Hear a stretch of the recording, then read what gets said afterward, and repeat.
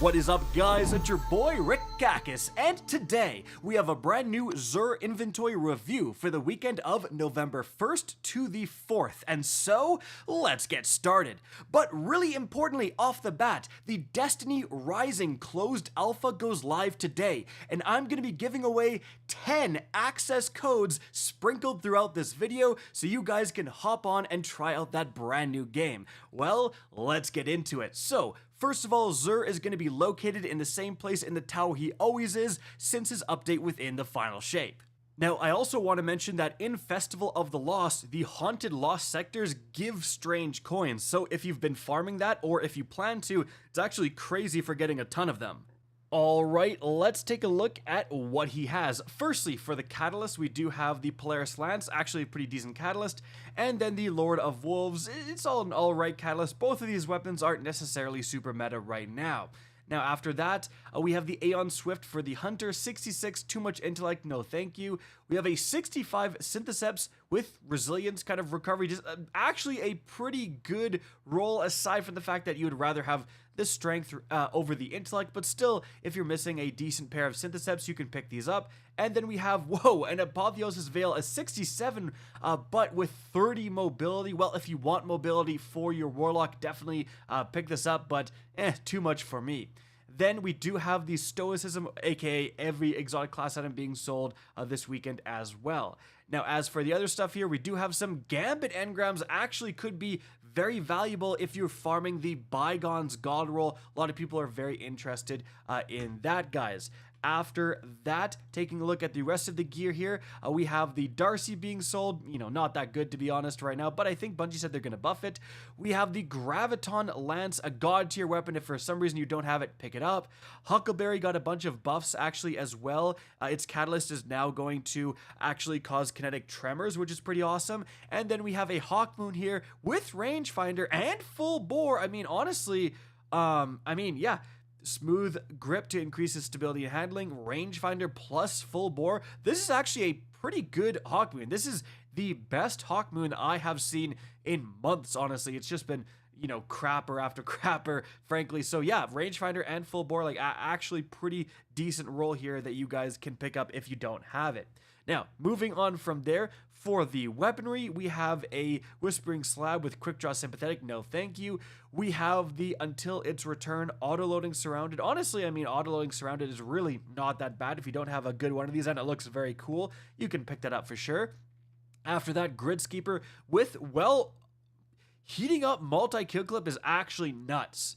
Like, this is essentially the PvP god roll right here. I mean, maybe you'd rather have a different barrel, I think. Yeah, you definitely would. You'd rather have, you know, Hammer Forged, and these are just okay. But yeah, this combo is insane. Heating up to massively improve the accuracy, kill clip on a rapid fire frame.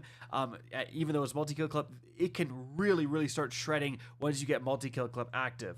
So definitely consider picking that up. Then keep away moving target, Persuader, no thank you. Tireless Whirlwind, we are so close, so close. Unfortunately, Tireless is not what you want. You'd rather have Relentless, but Whirlwind is incredible. If you don't have a Whirlwind Guillotine, might be worth picking it up. Pulse Monitor, Elemental Capacitor, Memory Interdict, no thank you. Thresh Counterattack, Crown Splitter, absolutely not. Now, let's check the rarity of the Forged Mechanist set on Light.gg.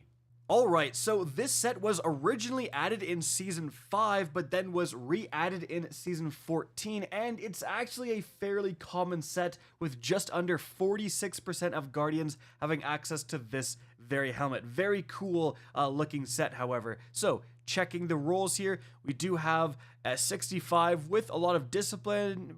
Actually not terrible roll here, but I wish it was a bit spikier.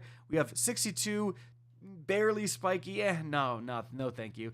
Then we have a 66. This is a lot better with a huge discipline spike. Then we've got resilience, you know, a little bit too much mobility, unfortunately, but the discipline spike, is quite nice. Then we have, well, another discipline and resilience spike. I think this is probably, yeah, this is the best of the bunch. These legs here, 66 overall. Again, you'd rather have 2 mobility than 10, but certainly resilience, discipline, a little bit of strength as well. That is perfectly good to pick up. All right, now let's swap over here to the Warlock. All right, for the Warlock, let's check the sword here. Thresh, flash counter, no, thank you. 61 gloves with a little bit of discipline, resilience. You know, it's okay. Whoa, okay, so 67 is incredibly high. This is super spiky. 30 recovery is fantastic for the Warlock, but 24 intellect is really not it. With that being said, if you're making a build that wants to be using its super a ton, having a little bit of intellect is certainly not the worst thing, and this is incredibly spiky with high stats, so this is a considerable pickup for sure. 66 with recovery and then discipline, that's what we like to see. 20 in both, and, you know, a little bit of resilience as well. Like, this is actually a pretty darn good helmet, if I'm being honest. Like, really, really good, actually. Then we've got 65 with a big resilience spike, a little bit of recovery, then you have a discipline and intellect. Overall, honestly, some really good Warlock pieces for sure. But it's time to move on to the Hunter. All right, for the Hunter, let's check the sword here. Well, we do have Assassin's Blade. This is like the main perk you're looking for the Quick Fang to boost the movement speed on the sword that already boosts the movement speed. So that is pretty awesome here. And yeah, great pickup, but Thresh is really not what you want. You'd rather have like relentless strikes. So overall, just kind of an okay roll here. I mean, it's definitely good because of Assassin's Blade, but it's nothing insane. Then for the gauntlets, well, 24 mobility finally on a class that wants a big mobility spike. Next up, followed up by intellect, is not the best, but still not terrible. Then we've got 65 overall. Discipline and mobility kind of being featured. Nothing super crazy though, not a bad piece. Okay, well, massive resilience spike this time, followed up by discipline, both very valuable stats, even for the Hunter, so definitely you could consider picking up this piece for sure. And then 63 with a big mobility, and then strength. We don't really want strength, so no thank you. Overall, guys, actually, like, some pretty decent weapons. Literally the best Hawkmoon I have seen in months and months and months. And honestly, I'm going to pick up these bad boys. 3 Gambit Engrams is, again, massive, massive if you are farming that Bygones. That's, you know, what, 3 Bygones rolls. So definitely consider grabbing those. Guys, that's it for the video. I hope you enjoyed and found this informative. If you did, please remember to help me out by simply rating and especially sharing this video. If you guys want to see more Destiny 2 content similar to this, don't be afraid to slap that subscribe button. If you want to get in touch with me and keep up to date with the latest channel activity, the best way is to follow me on Twitter at RickKakis. That is linked in the description down below. Again, hope you enjoyed the video, and as always, have a good day.